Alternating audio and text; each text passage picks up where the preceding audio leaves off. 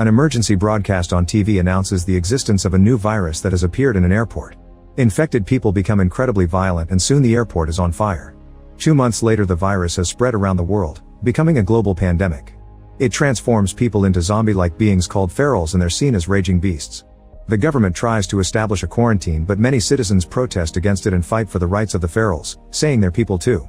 The army has to take over the streets and fight civilians to try to send them home, only to make the whole situation worse. One afternoon, all TV channels lose their signals.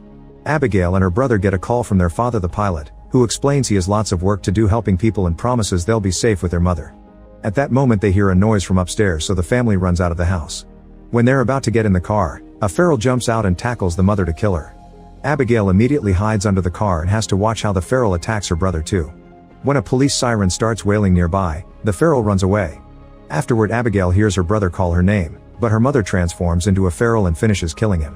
When Abigail cries, her mother hears her and goes after her, only to then get shot by Cassius.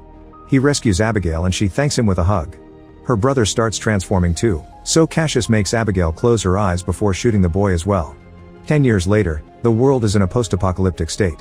There aren't many humans left and nature has taken over cities. In the forest, a now teenager Abigail and Cassius are hunting. It's clear that Cassius has trained Abigail well because she kills a deer with an excellently aimed shot, although Cassius scolds her for rushing and not being patient. When night falls the duo stops to camp and Cassius makes sure all the tripwires are in place. A few hours after they fall asleep, one of the tripwires makes a noise and startles Cassius awake. He comes out of the tent to investigate and finds some fuzz stuck in the wire. Then he hears some noises nearby so he rushes to keep the horses calm and takes out his gun just in time to shoot an incoming feral. This was probably a scout sent by the horde, so Cassius wakes Abigail to leave. For the next few days the duo keeps traveling and whenever they stop to let the horse rest, Cassius continues training Abigail. One afternoon they stop riding when they see a car nearby and quickly take their guns out. They see a man shooting down a feral while a second creature approaches him from behind. Abigail wants to help him, but she shoots too quickly and the bullet hits him together with the incoming feral. The creature in the car comes out to eat and Cassius has to bring it down. Afterward Abigail searches the car for supplies and Cassius finishes the poor man with a machete before taking his shoes. A radio in the car tries to contact the driver and Abigail wants to warn them about the feral horde in the area but Cassius tells her to ignore it. At that moment more cars show up and a group of survivors surround them with weapons. They check the dead guy's body and see a human killed him, so they assume the duo did it just to rob him. When the leader threatens to kill them, Cassius and Abigail attack the two nearest people and knock them down to steal their weapons. Things are tense as both sides point at each other, so a pregnant woman named Megan comes out of a car to try to calm them down. At that moment the horses make some distress noises and a feral horde appears around them. Everyone immediately opens fire, killing as many ferals as possible to try to keep them away. There are too many of them so they still manage to get close and Cassius and Abigail have to use their blades too, fighting them hand to hand. However the other survivors are only good with guns so soon the ferals start killing them one by one. A woman gets a Molotov bomb ready but is attacked by a feral, so it falls on a car and causes a small explosion that throws Cassius back. One of the survivors gets bitten so he tries to self-delete, but he's run out of bullets and transforms instead. The leader is grabbed by a particularly big feral and slowly beaten to death. Megan's husband David is also tackled by a feral but he manages to kick it off. Abigail helps the couple get in a car and Cassius kills a few more creatures before joining them. When they take off there's a feral on the car roof, so Cassius stops the vehicle rather suddenly to make it fall. Abigail uses the chance to grab their things before they finally escape. The big feral notices that they killed his girlfriend and roars in fury. Once they're on the road, Abigail checks their ammo and notices they've lost most of it.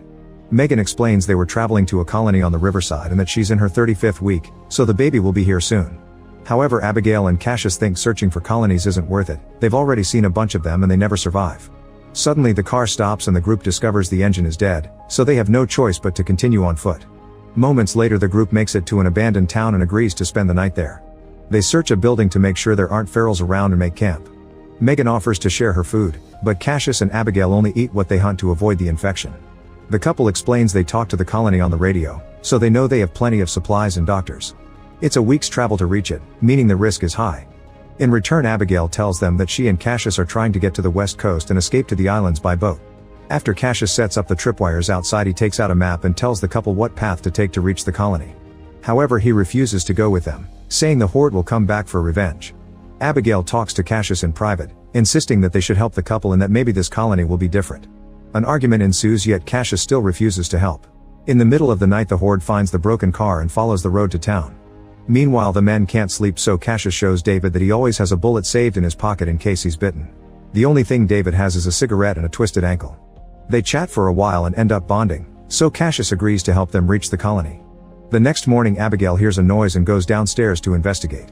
A feral suddenly attacks her and makes her drop her gun, but Abigail can still kill him quickly with her machete. A second feral starts chasing her up the stairs and Abigail uses the broken window to throw the creature out of the building. She almost falls too, but Cassius catches her just in time. By the time the horde reaches the building, the group is already gone. A feral trips on the wire and causes a small explosion that kills him.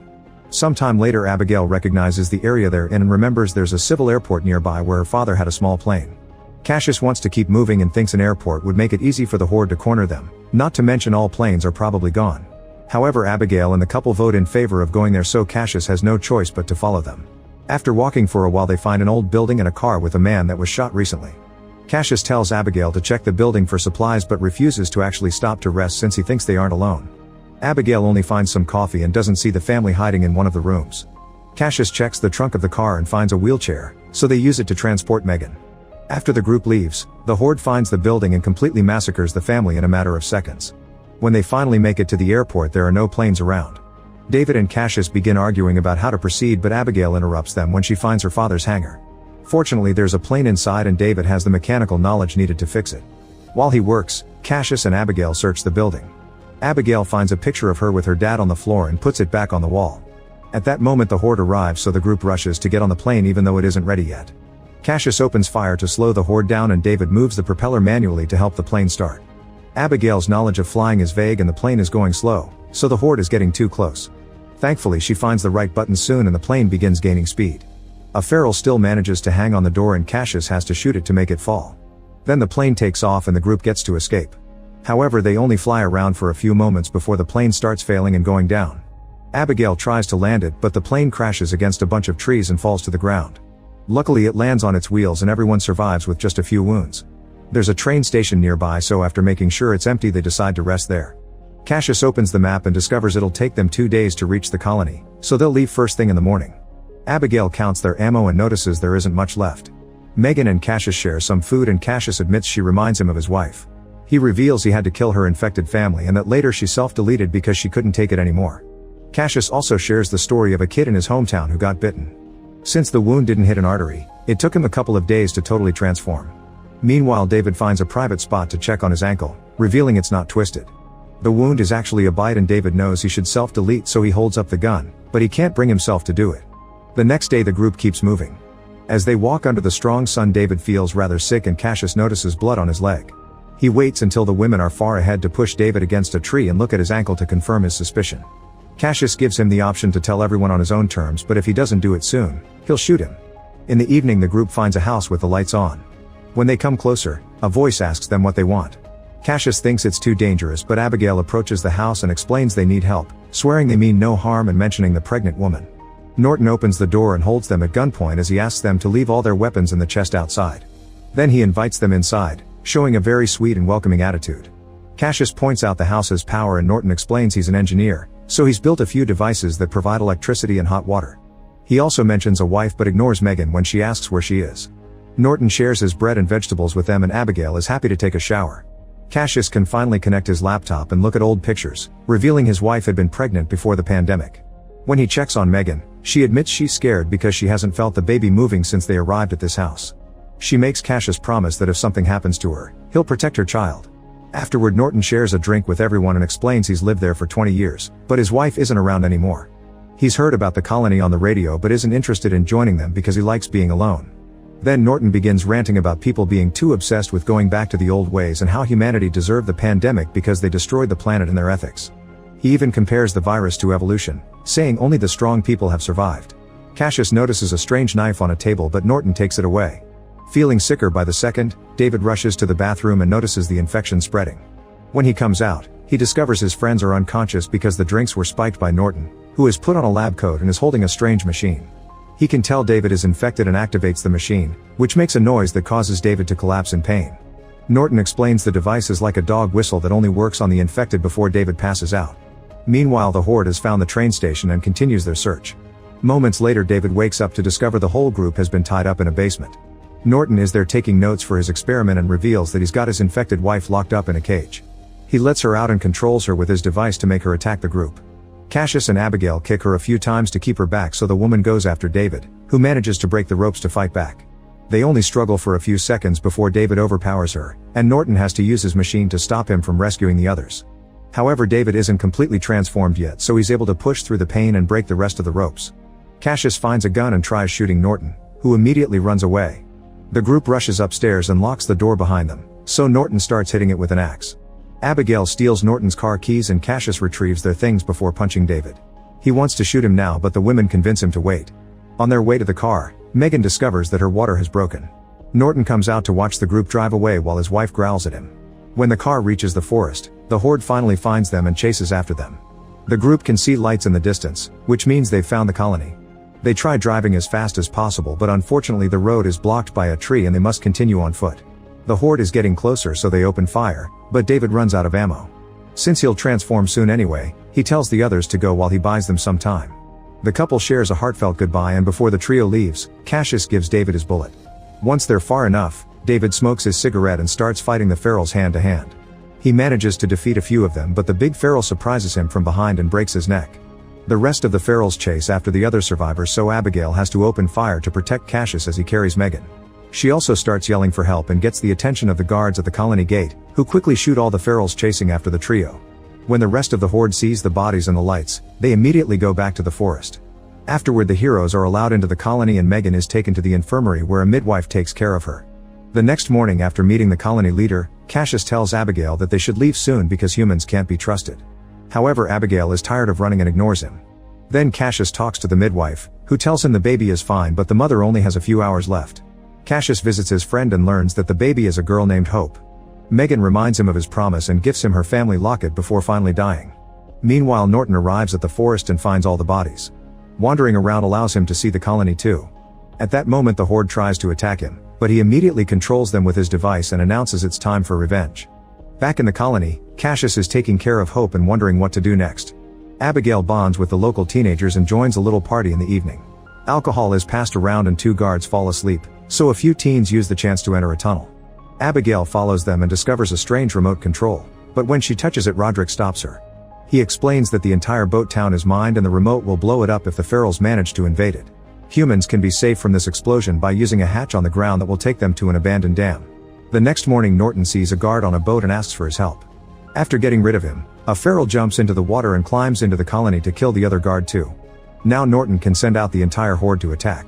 As survivors are killed all over the place, a few armed people come out to fight. Abigail saves Roderick from a feral before assigning tasks to the teen gang. Those with weapons must find a higher position to open fire, and Roderick must guide survivors to the dam while she goes looking for Cassius. As panic takes over the colony, the midwife takes Hope from Cassius so he can search for Abigail.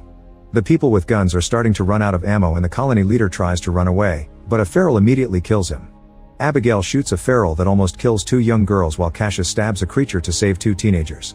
Then Abigail and Cassius finally reunite and start fighting the ferals together using a combination of guns and hand-to-hand combat. When they see an opening, they try to join the evacuation, but Cassius gets distracted when he sees Norton and a feral tackles him down. Cassius manages to stab the creature only to be found by Norton, who starts kicking him while talking about making a safer world. After some struggle, Cassius manages to stand up and pushes Norton against a wall to smash the device over and over until it's broken. Then Cassius runs back to Abigail while the ferals jump on Norton to kill him. The survivors finish crossing the tunnel and make it to the dam, so they ask Roderick to activate the explosives, but he hesitates because Abigail isn't out yet. In the colony, the big feral tries attacking Abigail, so Cassius hits him with an oar. When the creature falls, Abigail notices his bracelet and is horrified to realize this is her father. The shock leaves her frozen, so Cassius has to snap her out of it and drag her to the hatch. The duo gets in the tunnel right before Roderick gets tired of waiting and blows the place up, killing every single feral in the colony. Afterward, the survivors discover an infected man among them. As Cassius tries to calm him down, a feral jumps out of nowhere and kills the guy. Then it turns to attack Cassius, triggering a fight. They continuously hit each other until they fall to the ground, where the feral almost bites Cassius. This time Abigail is patient and waits for the right moment to shoot, killing the creature without hurting her friend. The survivors watch the colony burn and wonder what to do next. Abigail tells them they can build a new home in the dam, and Cassius reveals he stole Norton's notebook with the instructions to build a generator. Make sure to subscribe and turn on notifications so you can watch more videos like this. Thanks for watching.